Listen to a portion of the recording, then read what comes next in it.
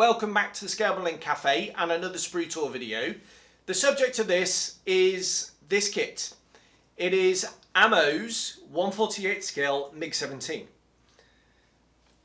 Now I think that this may have been produced by Takom for Ammo. You will see that it is a limited edition. It says so here, limited edition. If you want it, therefore, I suggest you go out and buy it sooner rather than later. The kit itself comes in different boxings. There's one of the sort of Soviet East Germany boxing. There is North Vietnamese and China and North Korea. There's another one of just export versions. So I think that's Poland, Angola and Cuba. And there's this one, the Middle Eastern one. And obviously working in the Middle East, I wanted the Middle Eastern one. This kit has been very kindly supplied by Ammo. So, you know, full disclosure, and many of you know that I work with Ammo. They published my book back in the day, and I contribute to the Weathering Aircraft magazine, and I help them out with a little bit of product development as and when as well.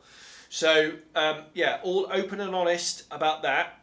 I am sort of friends with MiG and friends of Ammo. However, this kit I think is very welcome. I built the Hobby Boss one. In fact, I built the Hobby Boss kit for the Weathering Aircraft magazine back in the day. Did the Vietnamese one, all the chipping and everything. That was a lot of fun. So it'll be interesting to see how this compares. This is the basic version.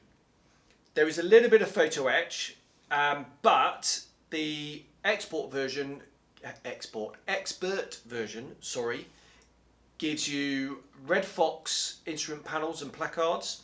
Gives you resin seat, boarding ladder, rocket pods and other bits and pieces. This isn't. So my plan when I get around to building this, and it will be built fairly soon, will be I'm going to do it straight from the box. And that's it. No bells and whistles. I'm not even going to rivet it. There we are, which will be an interesting experience. So I'll stop waffling now. We'll pop over to the bench and I'll show you what you get in the box. Okay, here we are at the bench then, and you do get this really nice poster in the box, the box art, and this contains the painting and decal guide. So more about those schemes in a bit. The instruction booklet then starts off here with all the different boxings you can get out of this kit. So this one, the Soviet one, so you get 2 Soviet, 2 East German, one couple in nice natural metal. The export version, so Polish, Angolan and Cuban. The Far East boxing of 2 North Vietnamese, 2 Chinese and 1 North Korean. And then this boxing, the Middle Eastern one, 2 Egyptian and a Syrian. Obviously plenty of aftermarket out there as well, should you wish to go down that route. Just some instructions for maybe the less experienced modeler here, and just some of the Ammo products. Parts tree and paint call out is just Ammo, which is a bit of a shame, but it is limited edition, I guess.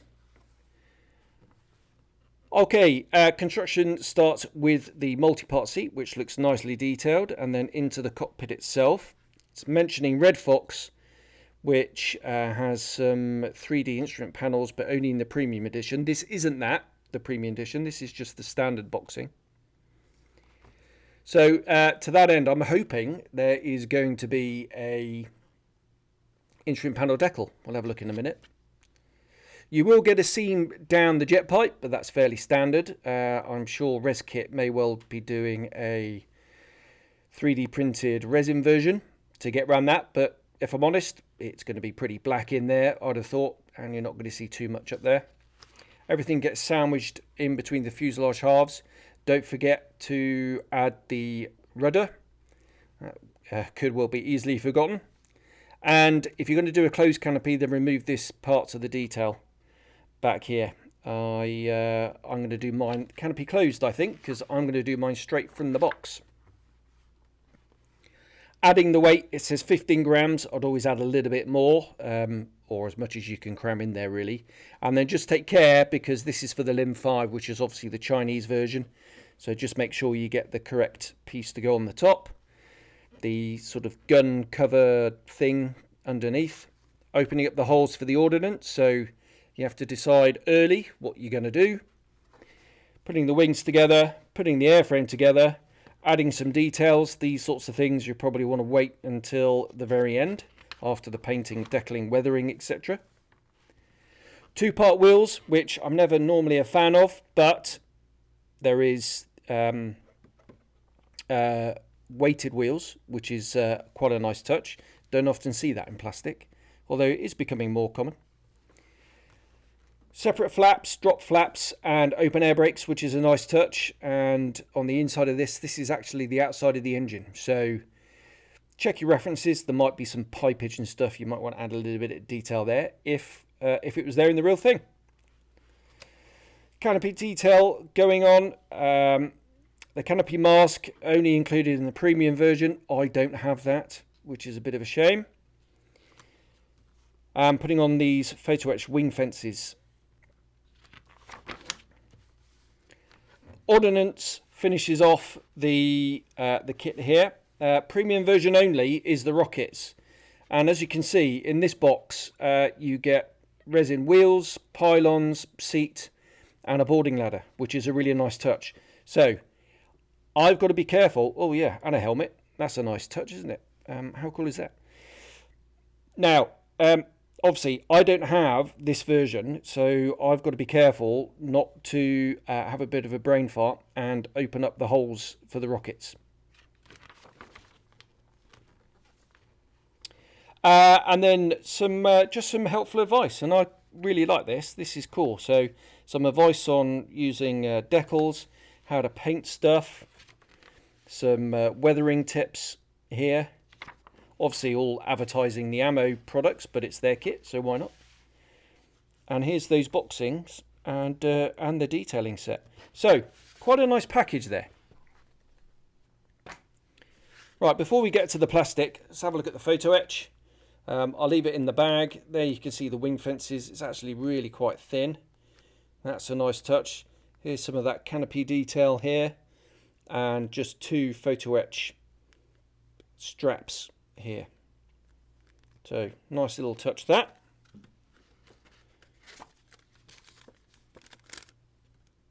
The decal sheet says down here printed by Cartograph, so you know how cool they're going to be.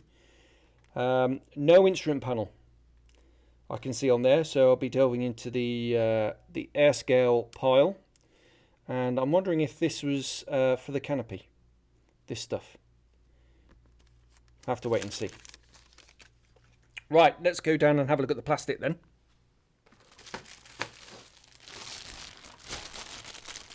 Right, sorry for the rattling. It's quite scratchy plastic.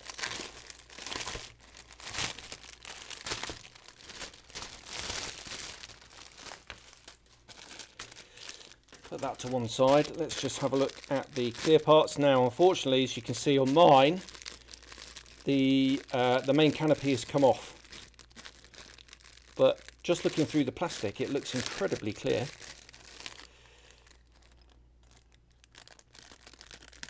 It's just stuck to the bag. Now that is superb. That's really nice. That is so clear, and I'd wager that's going to be relatively easy to mask. There's a few little scratches on there which will need polishing out, but yeah, it's a shame that's come broken off actually, but yeah, really clear, really nice. Right, just put that to one side. Oops, get myself into a right pickle. Right, the fuselage sprue then. Let's have a look here. So the surface detail is really crisp. Really nice details. A little bit of riveting along this sort of panel line here. Around the wing root. It's a shame they couldn't carry that on, actually. and rivet the entire thing. That would save me a job, but I'm going to build this straight from the box. So actually I'm going to avoid the temptation to rivet this. As you can see, the air brake bays are open. So yeah, you are going to have to paint the outside of the jet pipe there. Turning it over, the first thing that strikes me when I turn it over is all this lovely detail here on the flaps and the air brake. That's really nice. And on the even on the gear doors here, some really nice detail. Main gear doors. Oops. Nicely detailed. Couple of ejector pin marks in there actually, which are going to be. Now I would say that's a bit of a pain trying to remove those, but you know, don't forget the wheel is probably going to cover those up. So I wouldn't be too upset about that. Yeah, that is really nice. And I'm wondering, so you can see this deep score mark here. Could you detach the rear fuselage maybe? Is that how they changed the engine? Around there? Don't know. Seems a little bit too far forward for that.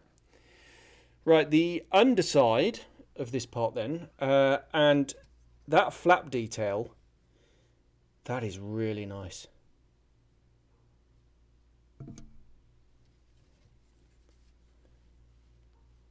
That is really very, very nice detail, and in that gear bay with that real fine wiring in there. Big fan of that. Brilliant. Right, here's the yeah, how long they're going to survive I don't know. Right, what is a nice touch here is you can see where the wing fences go and the little tabs. So what you could probably do is just put the photo etch in and then, you know, add your super glue from the inside. That's going to help things out no end. Let's have a look at the cockpit detail. There's the instrument panel, so I'm going to get some separate. It's a shame they don't give you any instruments at all actually on the decal sheet. That would have been a nice touch if they did that. But yeah, airscale to the rescue, and some really nice detail there in the seat, multi-part seat here. Extremely crisply molded. The detail is really well done. Here's those wheels. Slight flattening, nothing too bad. No punctures here, which is nice to see. Yep, they're nice. And these are the cockpit bits. And again, some really nice molded in detail there. Looks like the throttle molded in. That's going to take painting and weathering and some washes really well. And then I mentioned obviously the open air brake bays, and here you do have some wiring detail and stuff in there, so that is really well done as well. Really like that. Just that wing surface detail, same as the fuselage, very crisp, very well done. Yeah, a little bit of scuffing here on the plastic, but that'll polish out very easily.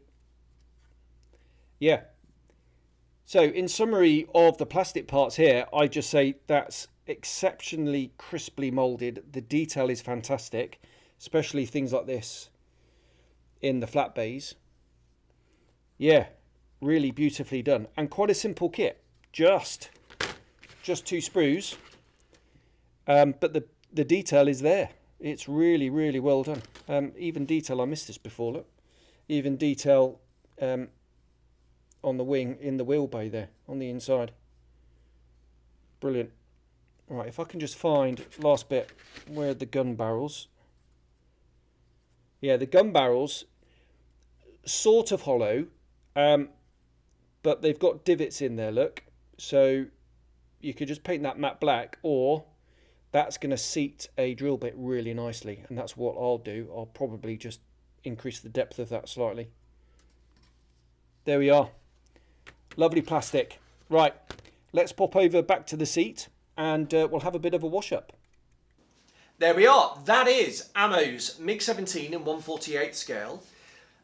I think you'll agree there's some fantastic detail in there. The cockpit is pretty good, but what blew me away were the flaps, the wheel bays, the air brakes at the back end, all that kind of detail stuff, which just elevates the model.